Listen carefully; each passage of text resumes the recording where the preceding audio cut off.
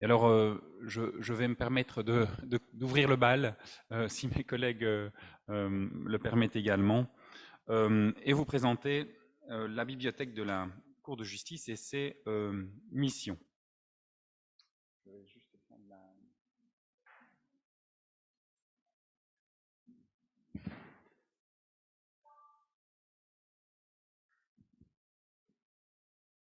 petite latence.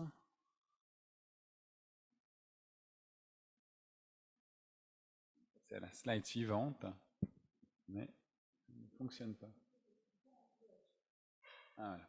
Parfait. Alors, la direction de la bibliothèque de la Cour de justice de l'Union européenne est chargée d'interpréter et d'appliquer le droit de l'Union de façon uniforme dans les États membres de l'Union européenne. La direction de la bibliothèque a quelques missions, au fond, qui vont être affichées bientôt sur votre écran. Voilà. Alors, elle apporte naturellement l'activité juridictionnelle et capitale, puisque c'est le fondement de l'institution, et la direction met en œuvre une certaine politique de gestion et d'archivage documentaire. Donc, au fond, on est toujours dans des missions assez traditionnelles, reliées à l'aspect documentaire. Il y a quand même une transition, je parlais de transition numérique tout à l'heure, de transformation dite digitale, et donc on passe plutôt d'un centre de gestion et d'archivage à un centre de gestion de la connaissance et des données, on le verra. Naturellement, la direction de la bibliothèque, en tant qu'institution publique, contribue également à l'ouverture aux citoyens et aux utilisateurs externes du patrimoine documentaire de l'institution, que ce soit la jurisprudence ou, on le verra, la doctrine.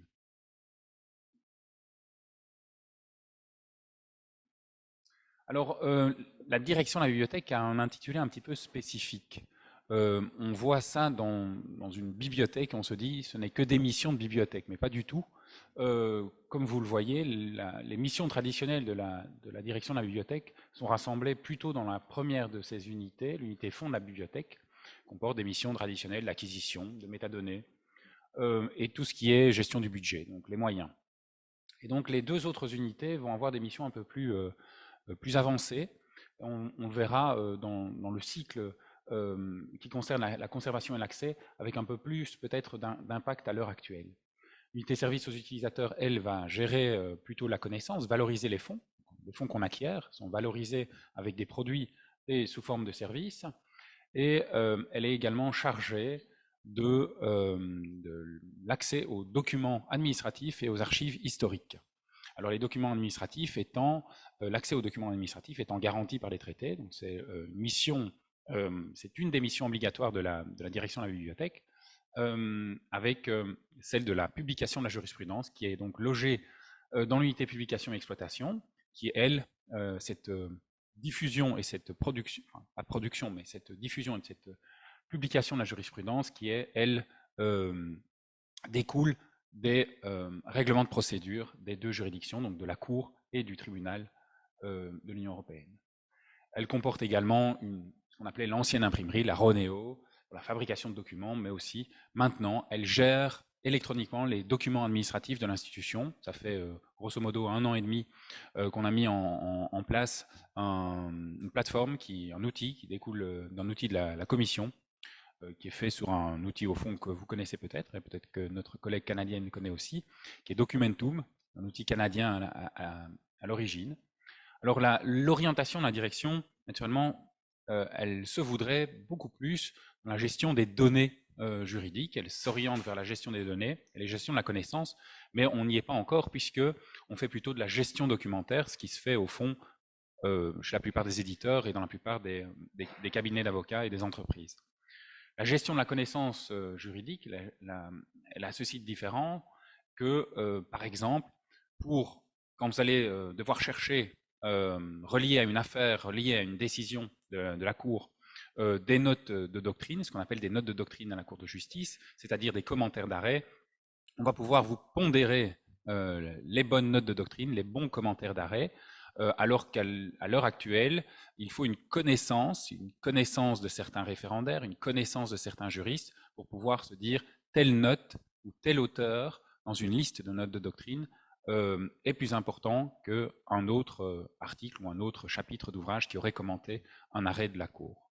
Et donc cette gestion de la connaissance va venir au fur et à mesure de la rénovation des outils, notamment électroniques, à la direction de la bibliothèque, mais aussi plus largement au sein de la Cour de justice.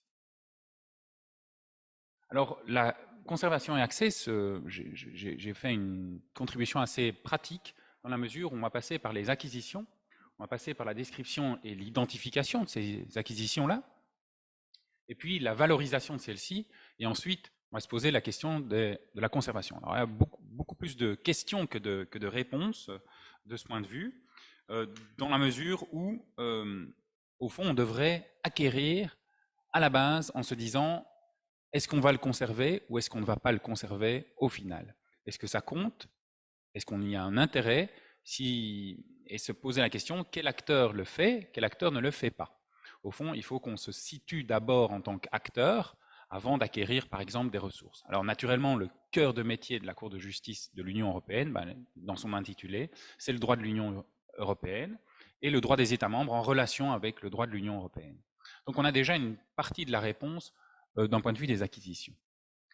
Alors ça, c'est d'un point de vue thématique. Mais d'un point de vue tout à fait pratique, si la slide arrive, voilà, on va d'abord se poser la question de la pérennité des ressources électroniques. Alors pour prendre un cas tout à fait pratique à la Cour de justice, quand je suis arrivé en tant que conseiller, j'étais chargé de l'aggiornamento des services de la direction de la bibliothèque. Donc la Cour de justice n'avait pas vraiment une tradition des ressources électroniques, en tout cas pérennes. Elle avait beaucoup de CD-ROM qui étaient virtualisés, j'en parlerai ensuite, mais c'est à ce moment-là, au fond, qu'on a commencé à acheter des e-books, des paquets d'e-books, principalement sur crédit restant, donc en fin d'année, et c'est des achats uniques, donc c'est du one-shot, c'est du one-off, comme le disent les éditeurs, principalement naturellement chez des éditeurs qui permettent ce genre de modèle.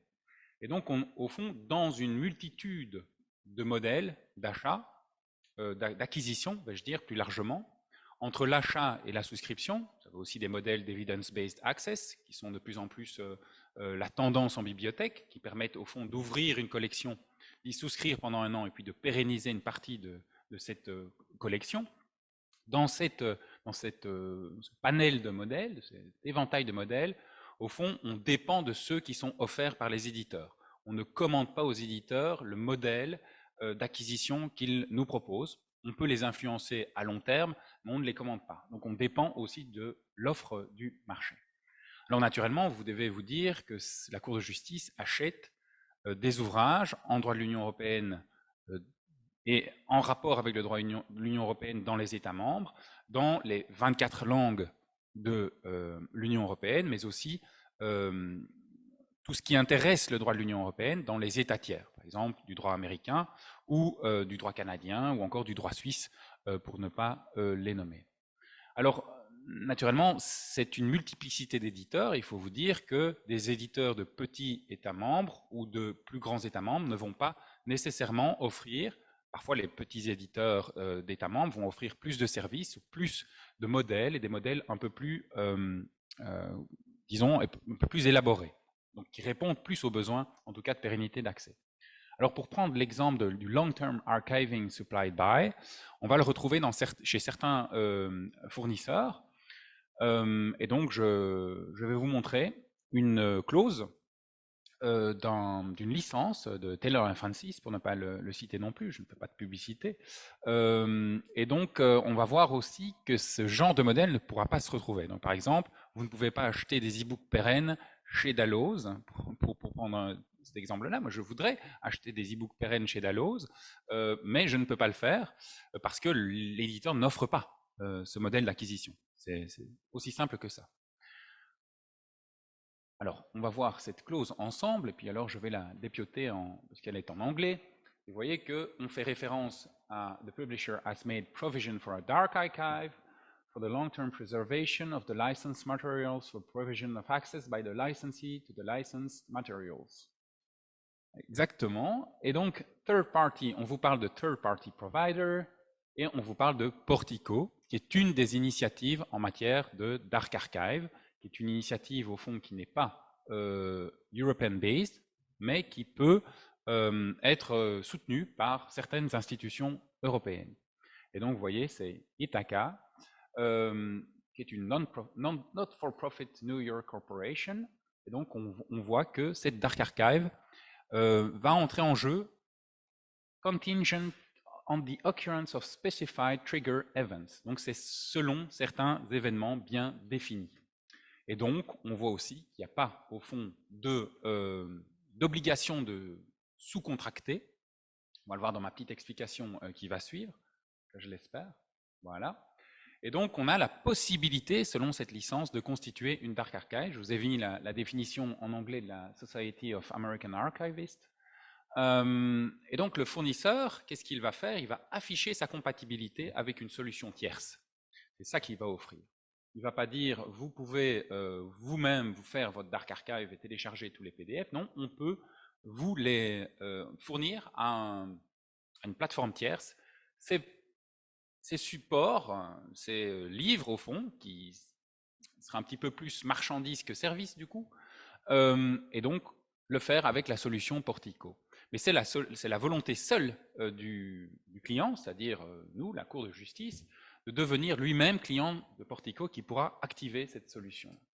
Et donc, au fond, le fournisseur, lui, dit « J'ai choisi pour le moment cette plateforme tierce, Portico, mais je peux à tout moment changer de fournisseur de solutions de Dark Archive. » Alors, la Dark Archive, c'est une solution qui est la pérennité offerte pour les e-books, si naturellement l'institution prend la peine de se constituer un compte Dark Archive et donc de souscrire, parce qu'il y a des frais pour pérenniser naturellement ces e-books. Et donc on voit qu'il y a une myriade de licences, et donc dans chaque clause de licence se cachent des petits trésors de possibilités, mais qui ne sont pas nécessairement déjà réalisés. En tout cas, en ce qui nous concerne, nous ne sommes pas encore clients de Portico. Alors passons aux autres ressources, sont les périodiques. Là, on parlait des e-books, les périodiques. Notre fournisseur est une agence d'abonnement. Il y a naturellement la même multiplicité d'éditeurs que pour les ouvrages, que pour les livres. Et donc, au fond, on voit que dans le contrat cadre qu'on utilise, qui est un contrat cadre de l'Office des publications de la Commission européenne, il n'y a pas de référence à l'accès pérenne aux années souscrites. Donc, disons qu'on ne peut pas exiger d'archiver, au fond, ces années souscrites, comme le ferait, par exemple, des institutions universitaires. Du coup, on pourrait se pencher sur l'achat d'archives, in concreto, mais on est un petit peu entre le marteau et l'enclume, dans la mesure où le modèle est maintenant l'accès. On a l'accès ouvert, on a l'accès à la totalité des archives, plus les fascicules en cours d'année, publiés en cours d'année, les articles publiés en cours d'année. Donc, du coup, les périodiques imprimés, au fond, vont rester le seul support à la pérennité pour l'accès à l'information juridique, en tout cas en ce qui nous concerne. Alors, il n'y a pas encore de conservation partagée à l'échelle de l'Union européenne, en tout cas des institutions et agences de l'Union européenne. Il y a des contacts, il y a un groupe de contacts qui s'appelle Eurolib, mais les questions de conservation partagée n'y sont pas encore abordées. A fortiori, la Cour de justice n'aurait pas nécessairement plutôt elle aurait bon dos, puisqu'elle devrait conserver comme acteur, un petit peu comme un parallèle avec la bibliothèque QGIAS, elle devrait endosser la plus grande responsabilité de conservation des collections juridiques, forcément, peut-être avec la bibliothèque du service juridique de la Commission, qui est aussi de belles collections en matière juridique. Alors, la question aussi se pose sur les bases de données. On n'a pas d'archivage des bases de données, comme on aurait pu avoir, et on a eu un archivage, je l'indique, des CD-ROM. Effectivement, le premier support qu'on a un petit peu oublié, et qui est encore répandu, puisque, pour prendre la Pasicrisie luxembourgeoise, publie toujours un CD-ROM avec sa jurisprudence, en tout cas dans les derniers numéros. Et donc, ces CD-ROM qui étaient virtualisés et mis sur le réseau en respect des licences qui nous étaient accordées, qu'est-ce qu'on va en faire? Est-ce qu'on va les archiver? Est-ce qu'on doit maintenir les machines virtuelles qui donnent accès à ces CD-ROM? Et effectivement, c'est toute la question de l'archivage du droit qui se pose, et qui se pose toujours, en tout cas, en ce qui nous concerne, à la Cour de justice. C'est la même chose avec les CD-ROM de dictionnaires juridiques. Dictionnaire juridique traductif ou dictionnaire juridique non traductif. Dictionnaire juridique pur. Et là aussi, on a des dizaines de CD-ROM qui sont soit encore sur le réseau, soit qui demanderaient à être archivés. Et donc là se pose la question des logiciels et des systèmes d'exploitation qui pourraient permettre de toujours lire ces CD-ROM à un moment donné. Alors je passe au point 2, qui est donc l'identification. Ce sera beaucoup plus bref, l'identification et la description. Alors là se pose la question, je ne sais pas si plusieurs d'entre vous connaissent la classification de la bibliothèque de la Cour de justice, la classification systématique, qui n'est pas celle de la classification, du plan de classement plutôt de la jurisprudence de la Cour de justice, disons qui est gérée par un autre service, qui est la recherche et documentation. La classification de la systématique de la bibliothèque de la Cour de justice, elle, est un des 3 instruments qui va donner, qui va mettre de la donnée sur de la donnée, donc, et qui viendra au fond indexer, donner certains concepts et des descripteurs sur le contenu des ouvrages et le contenu des articles dépouillés à la Cour de justice. Alors, la classification systématique, pour le moment, c'est des sortes de séquences alphanumériques, parfois numériques, souvent alphanumériques. Et donc, la raison technique, c'est au fond le passage à l'ancien catalogue, et donc le suivi d'une cote à la D-Way. Et donc, elles sont reliées à des libellés, mais ces libellés n'existent qu'en 2 langues, le français et l'anglais. Donc, pas vraiment multilingues. Je vous ai parlé des 24 langues de l'Union. Ces libellés ne sont pas multilingues. Alors cette classification systématique, elle est en évolution, elle est en évolution pour le moment, en re-engineering, comme on le dirait, mais naturellement, on n'a pas d'états successifs, on n'a pas les états successifs, on n'a pas archivé les états successifs de cette classification-là. Or, une classification reflète l'état du droit et l'évolution du droit européen aurait pu être était reflétée dans cette classification systématique. Et donc, on a au fond perdu de la connaissance, et de la connaissance surtout didactique, pour expliquer la classification, au fond, systématique de documents à la Cour de justice concernant le droit de l'Union européenne. Alors, les questions en matière de description, donc de pérennité des métadonnées, quelles sont-elles pour le moment? Si Madia veut bien venir. Alors, forcément, dans l'évolution, on analyse l'opportunité d'identifiants persistants avec tout ce qui concerne ces identifiants persistants. Par exemple, DOI est un système propriétaire, malgré le fait qu'il découle d'une norme ISO, est un système propriétaire, et donc vous n'êtes pas nécessairement libre et il n'offre pas nécessairement la flexibilité que l'on souhaiterait. Alors, les avantages principaux de ces identifiants persistants, c'est-à-dire de donner c'est comme un code barre au fond, un numéro unique à une partie d'une classification, un libellé, un descripteur. Les avantages principaux, c'est la granularité, surtout par exemple linguistique en ce qui concerne la Cour de justice, la compatibilité et la portabilité, on en a parlé un peu tout à l'heure. Alors, dans ces travaux-là, on est accompagné, alors on a identifié naturellement la meilleure des solutions qui est utilisée notamment par la Bibliothèque nationale de France, qui est l'URI, donc Uniform Resource Identifier, qui sont les ARC. Et donc, on penche vers là, mais encore faut-il techniquement pouvoir le réaliser chez nous. Et donc, on est accompagné dans nos travaux par l'Office des publications qui manipule des données et qui s'intéresse beaucoup plus aussi à la persistance et à la permanence de ces données et métadonnées dans le temps, notamment avec le thésaurus que j'indique Eurovoc. Alors je passe au 3e point, rapidement, qui est la valorisation. La question de la conservation et de l'accès pérenne aux sources se pose aussi sur les documents qui valorisent le fond. Au fond, ils sont des outils de médiation, comme on le dirait en bibliothèque universitaire en France. Et ces outils de médiation sont la revue des revues, donc c'est une sorte de Reader Digest de 70 revues qui comptent le plus en droit de l'Union européenne, qui ont été sélectionnées à l'aide de correspondants dans les deux juridictions, donc la Cour et le tribunal. Et sur cette base, au fond, on collecte des abstracts, des références bibliographiques d'abord, des abstracts qui vont avec ces références, et on va faire une sélection de ces articles pour les proposer aux juristes qui n'ont malheureusement plus le temps de lire toutes les revues et de trouver au fond la crème de la crème des articles. Et donc il y a un processus derrière ces produits. Malheureusement, on peut se poser la question aussi de l'archivage de ces articles de périodiques. D'un point de vue de nos contrats, vous le voyez en bas de ma dia, on a le droit de prendre d'une base de données ou de prendre de périodiques. Du point de vue de nos contrats cadres, on a le droit, on prend un article et éventuellement on va l'exploiter, on va lui donner, on va l'indexer, forcément le dépouiller et l'indexer par après. Mais la question qui se pose, c'est surtout le permalien vers ces articles. Est-ce qu'on utilise celui de l'éditeur, qui n'est peut-être pas un permalien? En grande majorité, les éditeurs, on en parlait à la pause, ne proposent pas de permalien, en tout cas de lien permanent vers leurs ressources.